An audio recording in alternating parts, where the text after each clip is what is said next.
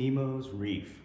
We have been very fortunate to be able to come down to Naples and be a part of this amazing build. I want to showcase some of the things that we were able to do here, some of the engineering. A lot of stuff happened. Stay tuned.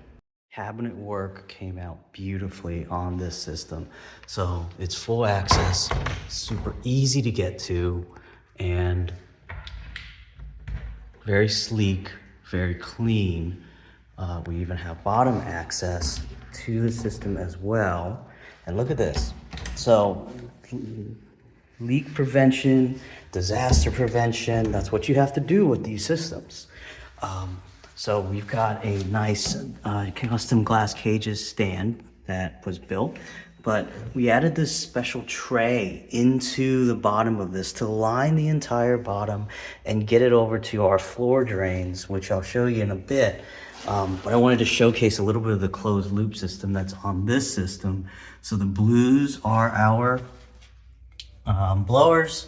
The red is the suctions, and so we have some suctions and some blowers. Everything is valved, so that way we can distribute the water flow evenly through the system. Without the valves, the water would just take the path of least resistance. And look, so some beautiful plumbing work had to be done. We actually needed to make sure everything was nice and clean. And check out the slot that was given to me to get all of that plumbing over to the mechanical room. We'll take a look at that. So the cabinetry work was really nice. This is such a cool feature. I think this is one of my favorites. We've got ladder storage in between the two tanks. And I think it's nice to break up the two tanks to make them look like, you know, they are their own separate entity. But again, easy access. The underneath portion is actually very nice and open for us to be able to do what we have to do. Luna, get out of here. This whole tiled area is a floor catch drain. So should we have any major leaks or floods or anything that happens with the tank itself,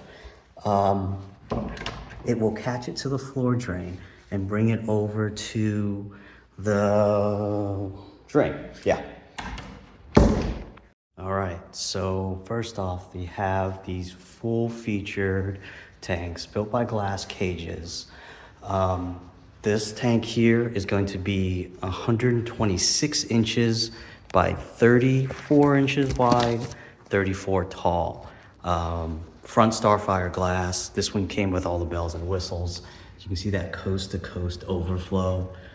Such beautiful work. Nice seamless backing on the tank. This system came with some really important requirements. We had built a tank for this particular client in the past, and it ran almost 12 MP40s and 60s. Well, that was a pain to clean. So this particular tank, it would be a bare bottom, and we added the starboard on the bottom. So when Glass Cages installs the starboard, they just lay it in there, which is perfectly fine. But we wanted to make sure that we didn't have any detritus or debris building up on the bottom, because normally you do sand, right? So this is a bare bottom high flow tank. The goal for this tank is to have zero detritus, zero debris on the bottom.